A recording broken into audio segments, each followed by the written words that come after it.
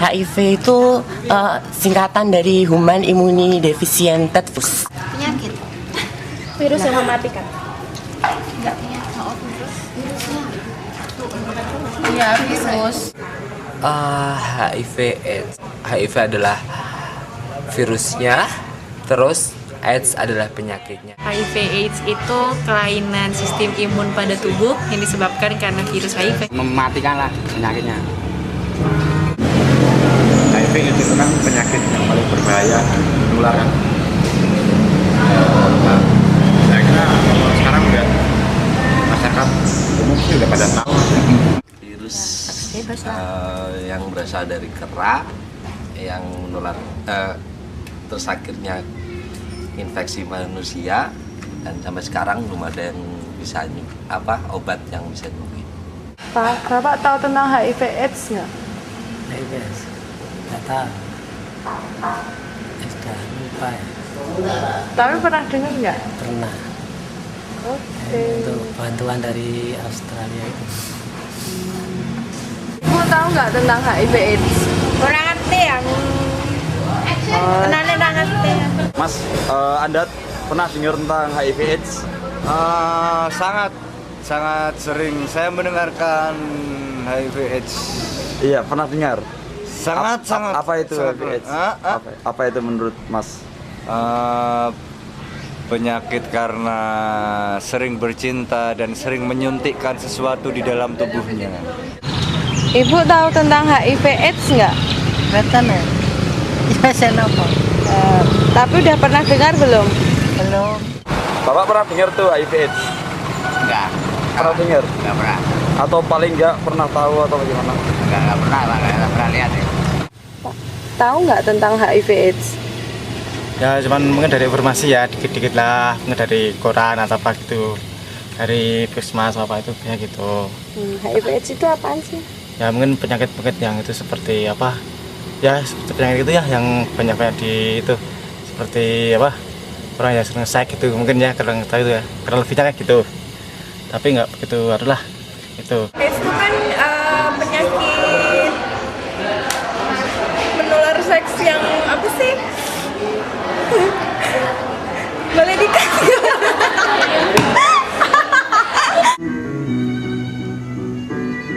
Ya setahu saya cuman sebuah virus yang belum ada penyembuhnya dok.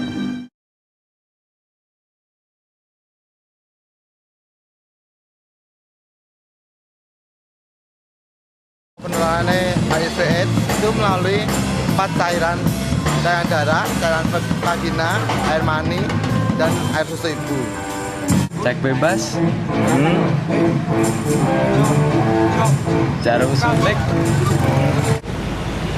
Melalui jarum suntik, terus tato yang tidak steril, sama hubungan seks bebas. Ya tukar jarum suntik kalau pakai yang untuk yang user itu, terus seks yang tidak aman, dalam arti ya nggak aman aja, mereka nggak memperhatikan keamanannya. Jarum suntik, hubungan seksual, atau bahkan dengan waktu transfusi darah, dan lewat genetik atau turunan, seperti itu. Salah satunya bersinggungan langsung dengan penderita, ya bisa lewat ciuman sama air ludah. Mungkin kalau kamar mandi umum itu juga bisa jadi. Praktek ya, kalau namanya pakai sistem bedah atau yang saya pernah baca dulu di Kompas itu, terus peralatannya agak steril ya kan, pakai bedah tapi peralatannya agak hygiene ya, enak tertular. penyebarannya lewat jarum suntik yang bergantian, terus hubungan seks dengan pasangan atau ganti pasangan tanpa menggunakan kontrasepsi. Yang ketiga mungkin yaitu kayak transfusi darah yang dengan jarumnya yang sama. Lewat darah. Hubungan kelamin dengan Darah juga cairan. Darah juga lewat jarum suntik nih. Mulut juga bisa. Komen air ludah lah. Air sperma menyebar lewat jarum suntik, menyebar lewat air liur. Berganti-ganti pasangan Mas. Mas Zainal tahu tentang penularannya? Itu nggak tahu Mas. Nggak tahu ya? Iya. Oke, terima kasih banyak Mas Zainal ya. Cara penularannya apa aja menurut Mas? Ya itu tadi, kentot sama ngetep. Seperti itulah. Oke, terima kasih Mas. Oke. Melalui hubungan seks yang tanpa menggunakan kondom, terus melakukan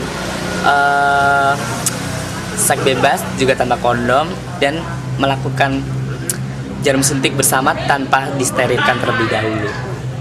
Jangan hubungan seksual sembarangan kan?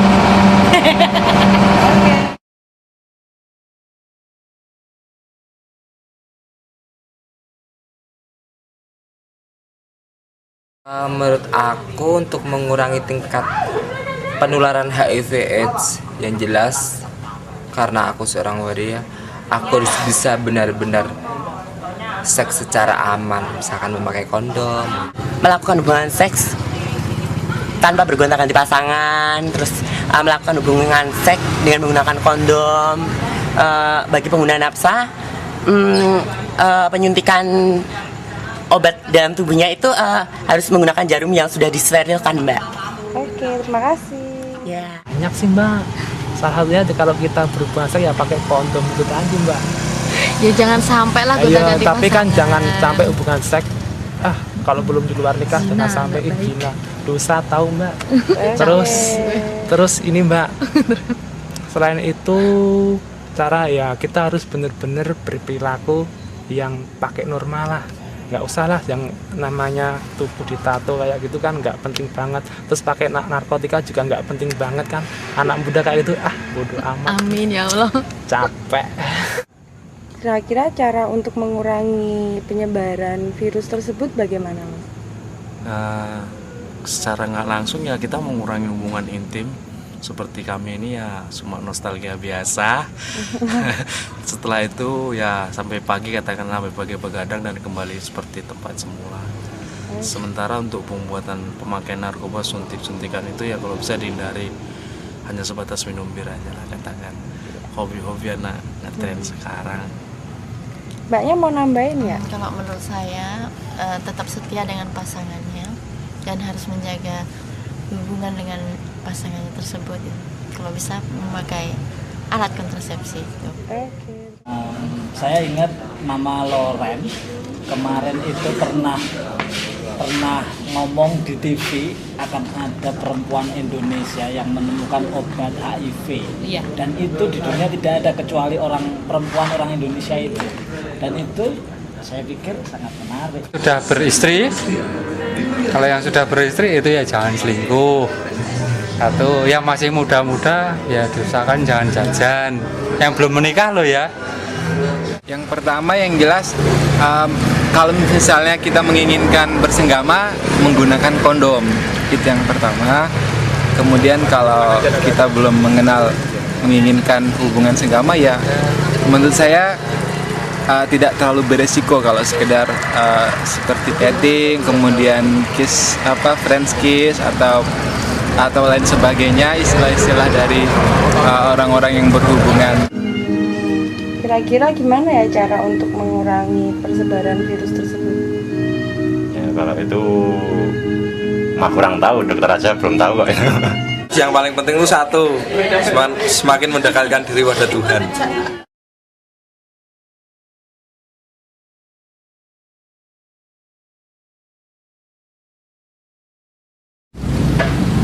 Kita berusaha membesarkan hatinya bahwa itu mungkin ya itu ada obatnya enggak ya? Kalau teman ada atau saudara yang kena ya sikapnya ya suportif, maksudnya nggak berubah, yang nggak diskriminasi lah. Soalnya kan kalau kita tahu bagaimana cara penularannya gitu kan, pasti jadinya kita nggak diskriminasi. Tapi kan kadang orang mungkin mikir salaman atau makan bareng bisa nular, yang pas kita tahu media penularannya, terus kita suportif lah pokoknya. Gitu. Tapi kalau takut sekali nggak begitu, tapi kalau yang lebih menakutkan sebetulnya stigma dari masyarakat aja sebenarnya. Itu yang paling menakutkan. Ya bersikap secara normal aja, bersikap secara biasa aja, memperlakukan mereka seperti orang yang layak aja, enggak. Tapi jelas harus dengan apa ya? Kadang-kadang